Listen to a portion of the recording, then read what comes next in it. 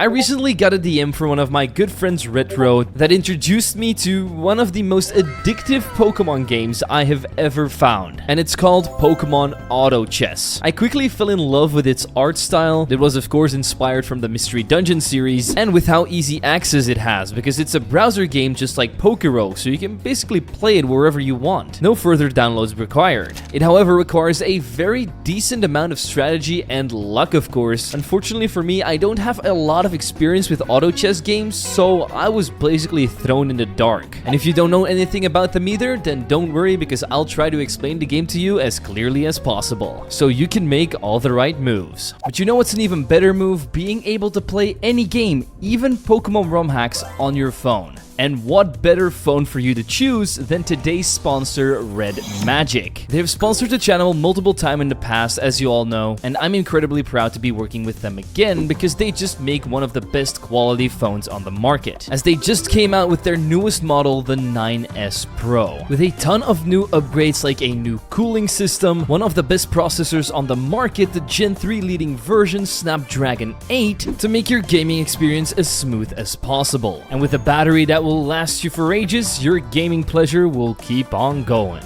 But the 9S is obviously not only for gaming. You can also check your social media apps and even take beautiful pictures with the Samsung GN5 50 megapixels camera. And you're going to be able to see these photos very clearly because of the 16.8 million colors that they have implemented in this phone, making everything look absolutely beautiful. But the main reason for this phone is of course still gaming, as you can basically play anything on here, from Pokemon Go to Call of Duty Mobile. And with their very own game space, you're going to have an advantage against the people you're playing against, as you can use plugins to make your gaming experience smoother, check if your phone is running the game at optimal speed, and so much more. So when I'm playing my Pokemon ROM hacks, like for example Radical Red, I can easily customize my experience to be even better than on my PC. So if you want a portable gaming PC that can fit in your pocket, definitely check out the Red Magic 9S, which will be available on July 31st of this year on redmagic.gg.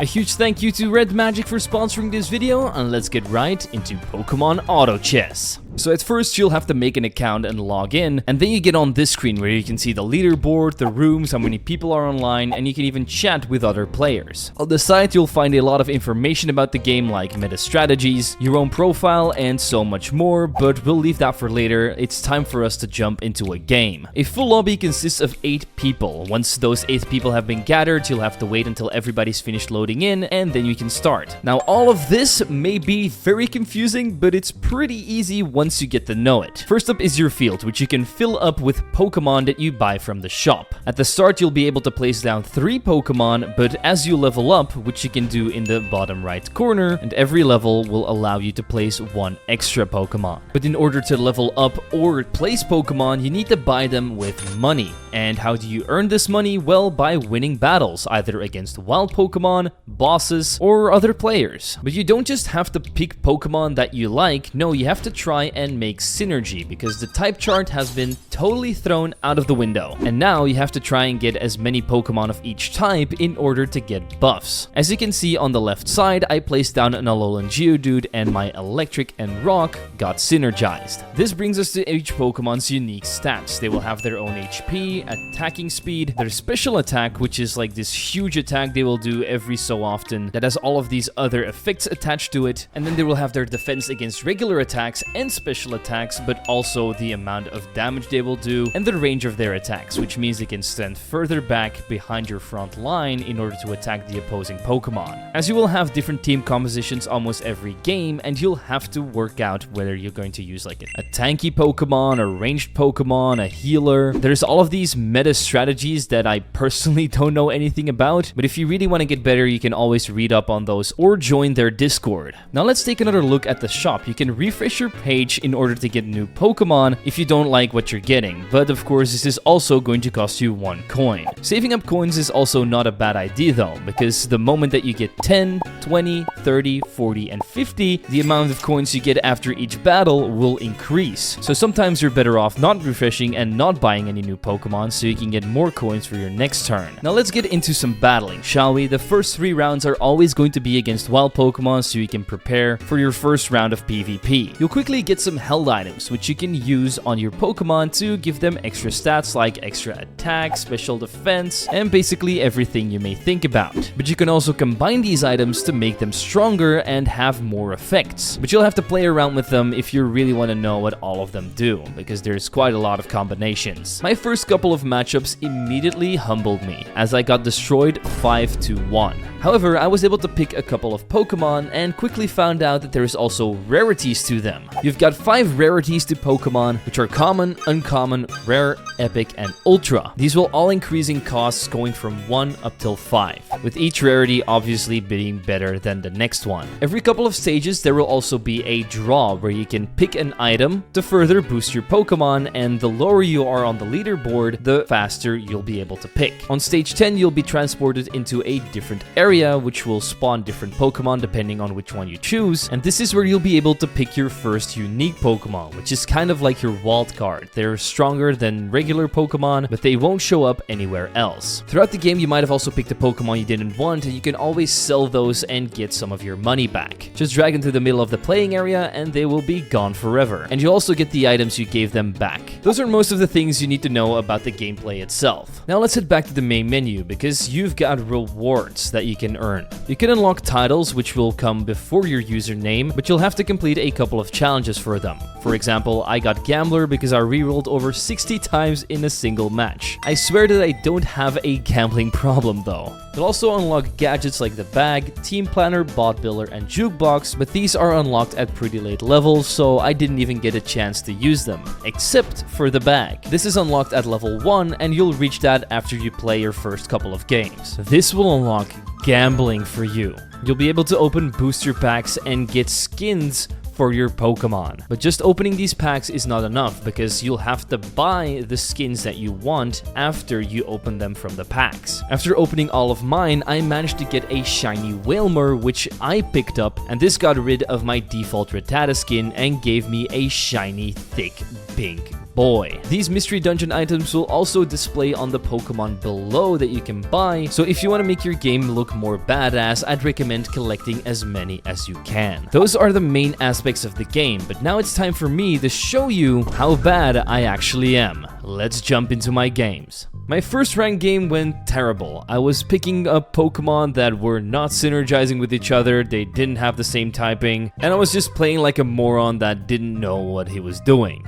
which is basically what I was. I ended up losing all of my HP and nearly all of my matches and got kicked out first. This made me lose 11 points of elo and dropped me below the base ranking. Now with normal games this would actually help me get easier opponents, but considering that this game only has around 70 people online, I'll still be fumbling a lot while facing some of the best players around. I'm basically a small goldfish in a very large pond of koi. But the only way from here is up, as we are starting to learn. And I immediately started to use my new knowledge, as I now went with a steel, fossil, rock, and ground core, consisting of Pokemon like Cradily, Armaldo, Magneton, Aggron, Graveler, and Torkoal, and even though these types should have worked together, the Pokemon just didn't, because I ended up in 7th place, second to last, dropping 7 elo once again, and I was starting to think that I was doing something majorly wrong. But then it all came together for my best game yet, so let's see how that went. On my first stage, I just went for a Weedle, thinking I would go for a bug type strategy and save the rest of my money. But after defeating the first 2 Magikarps and getting a magnet as my held item, I quickly found out that I got 2 Cyndaquils in the same row, so I immediately went fire. With 3 Pokemon on my field, the Rattatas were easily defeated, and I got myself a Twisted Spoon and Charcoal. Nothing changed for the Spearows, and after those were defeated, I picked up the Black Glasses and did my first roulette to get another Charcoal. Before my first PvP fight, I grabbed one more Cyndaquil, evolving them into a Kilava, because 3 Pokemon combined make the next evolution. That's something I did forget to tell you, these Pokemon can evolve if you buy 3 of them. And then for him to evolve into a Typhlosion, I need 3 Kilavas, which means 6 more Cyndaquil. I sold my Weedle and put 2 of my Charcoals together to create a red orb and gave it to Kilava. I also combined the Twisted Spoon and Black Glasses to create a Reaper Cloth,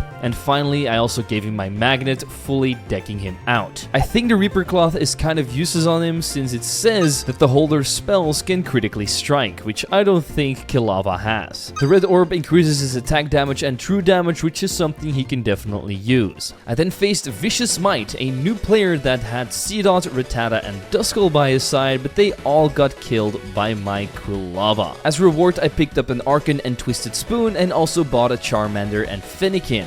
This team composition easily allowed me to beat up a water-type team on my next matchup, giving me more money to buy a Magby and Houndour to swap out Archon, level up, and bring in 5 Pokemon now. And so my next opponent was a shiny Magikarp with a Steel-type composition of Lairon, Magneton, and Prinplup. And because I have 2 more Pokemon than him on the field, even though they're unevolved like his, I still managed to easily blow through him and continue my win streak. I was even able to get enough Charmanders to evolve him into a Charmeleon, and after buying some XP for 4 coins, I still had 12 left at the start of my next battle, which was against a Grass-type composition. Unfortunately, our Fire types don't really help us out here because they're not super effective anymore, but their Leafeon, Grovyle, Hoppip, and Nuzleaf did fall to my mighty team. I picked up a free Kabuto and Magnet, which I immediately sold, and upped my Kilava's attack speed by 50% and made his attacks never miss with the item of X-Ray Vision. On stage 9, we had to fight a Gyarados boss that was easily defeated, and then we jumped into a portal to a different dimension, and of course I had to go with the Fire type one. We made it to stage 10, which allows us to pick our first wild card, and since Solrock is a Fire type in this game, I decided to go with that. A decently beefy Mon with a lot of attack that will bolster our team for sure. After wasting my money on another Magby and Charmander, I jumped into my next battle, who seemed to be running a Dark type team with Spiritomb, Nuzleaf, and Morgrem. Larvitar is there too, but he's not a Dark type yet, so I guess he's not getting that buff yet. And because we now have 6 Fire type synergies, we get a Sunny Day boost and light up the field with a ton of Fire type attacks, which leaves us undefeated yet again and lets me pick a Larvesta as my next Pokemon. And because this is an epic Pokemon, I decided to replace my uncommon Fennekin with it, which improved the squad even more. We immediately jumped into the next fight, who just had a random team of Aron, Magneton, Muk, Shelgon, and Rhyhorn. Don't really know what he was going for, and I guessed he didn't either because he got absolutely destroyed. And so we reached stage 12 for another item roulette and picked up a Mystic Water. I gave that to my Solrock as well as a Fire Gem that does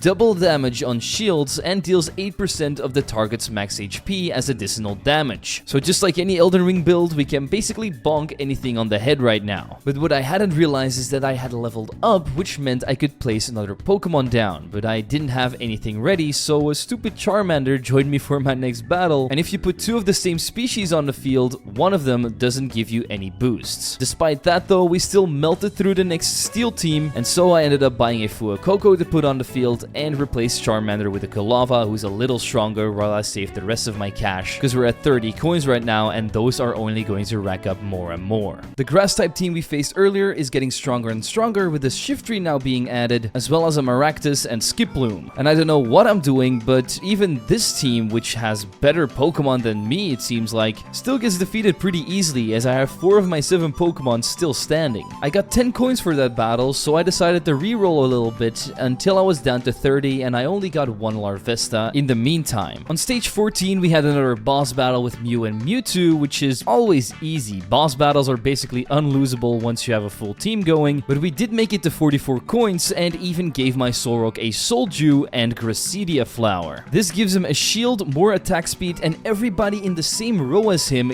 gains 20% attack speed as well, so a great item. And with the Souldew, he'll be able to boost his special moves by 10% every second, so not too shabby either. So with these new items, I was easily able to defeat an even weaker Grass team that we have faced before, and we also spent 13 coins after this battle to get a Crocolore, and that's it. I'm still looking for Houndoom, Volcarona, and Typhlosion to really max out this team. Oh, and remember that Dark-type team we faced earlier? Yeah, it's back and better, with a Sneasel and Alolan Grimer being added, but also their Morgrem being evolved into a Grimmsnarl. And even though we came out on top again, this became a decently close battle, which means that if he gets some more upgrades in the next couple of fights, we might be screwed. I picked up a Nevermelt Ice from the roulette and then faced the random team we've already faced before and destroyed them yet again. This brought our coin total up to 60, and I spent almost almost all of it on experience. This brought us up to level 8 and brought in another Charmeleon to the squad. Once I gave the Nevermelt Ice to Crocolore, we faced the same Steel-type team than before and turned them into a pool of Silver Liquid. We defeated the boss battle with Ho-Oh and Lugia and got a Mystic Water as well as 55 coins before jumping into yet another portal, which brought us to a lava dimension. Here we get our legendary pick, and there is only one fire type here, so I have to go with Reshiram. And the stats on this guy look incredible, so I slot him in my team and become N from Pokemon Black and White. Straight after, I spent some money on another Fuecoco and Numel, who is somehow ultra rarity, and also add the little camel to my team. After refreshing a couple more times, I grabbed one last Houndour and started the next fight. We're up against a good grass type opponent we've faced many times, but only now he has a Meganium, Tangrowth, and Sceptile, so a really good team composition as Sceptile attacks from behind and Tangrowth tanks a ton of hits. Even all of that is not enough to overpower me though, as we win this fight with 5 Pokemon remaining, and we see that the first player has also been knocked out, so we can't get last place anymore, and honestly we haven't even lost a single point of HP, so we're looking very well. That is, until I faced the dark type team that I was so afraid of last time. This guy managed to get a Guzzlord, one of the most overpowered things you'll ever see, with a max revive, which means that if it gets defeated, it will just be revived and basically have a second life. And with this new Umbreon and evolved Alolan Muck, our undefeated team and my ego got humbled. And keep in mind that this guy only has 2 HP remaining, so with his last clutches he's hanging on to life and trying to make the comeback of dreams. But another player also fell, which meant it was only 4 of us remaining. So I knew I had to spice it up if I wanted to keep up with him. And I did that immediately with another item roulette. I picked up the Pokemonicon and gave it to Reshiram, which allows him to burn and wound a Pokemon for 3 seconds after he uses his special ability. I also evolved Houndour into Houndoom and got 2 more Houndours to eventually maybe even get Mega Houndoom, and so we faced the Steel type guy that we've so far always destroyed. Only this time we only hung on with Reshiram and a little bit of HP remaining to knock him out of the game and put us in the top 3. But now we're only facing the best of the best, so we can't start slacking. So I bought a couple of Cyndaquils to evolve Kilava into its final form Typhlosion and grabbed another Fuecoco before facing our grass type opponent again. He now also has a Celebi, which made him more powerful than before, and I really felt that. My team was struggling real bad and ended up losing to their natural counterpart. And while we might still be on top of the leaderboard, our opponent is fastly approaching. But God smiled upon me as he delivered the 3 legendary birds on a plate, and I ate them like some good KFC chicken. As my reward, I got a max revive and gave that to Reshiram to give him extra life every single battle. And when the next fight against the dark type team commenced yet again, I managed to meet my demise yet again, as now not only his Guzzlord had a max revive, but also his Grimmsnarl, giving him the advantage in numbers, which was something I couldn't do anything against, so we lost. But don't fear, because we just got a Larvesta and evolved it into a Volcarona to give us a huge power boost, and while we still have a couple of unevolved Pokemon, this was enough to push me over the edge to defeat the grass type team, and so held my top spot comfortably. Within the next match, it all came crashing down yet again, as the dark type team had added a Tyranitar, giving him a huge boost as well, and even my newly acquired Volcarona couldn't save my butt here. At least we remain in first place and defeat the legendary Beast Trio to get a Flame Orb, which I gave to Volcarona to boost its attack, but this was unfortunately not enough, as the grass team came in with max revives now on both Sceptile and Tangrowth, which pushed him over the edge to defeat me. But our heads were still high because we were still in first place. But it wasn't meant to be, as the dark type team showed up yet again and showed me that you need good health items and a good strategy in order to succeed. The guy with 2 HP managed to somehow win and knock both me and the grass type team out in the same round to claim first place. We came in second though, which until this day was my best placement yet. And that ends off my wonderful experience with Pokemon Autochess. And you better be sure that I'll be back to strive for that first place.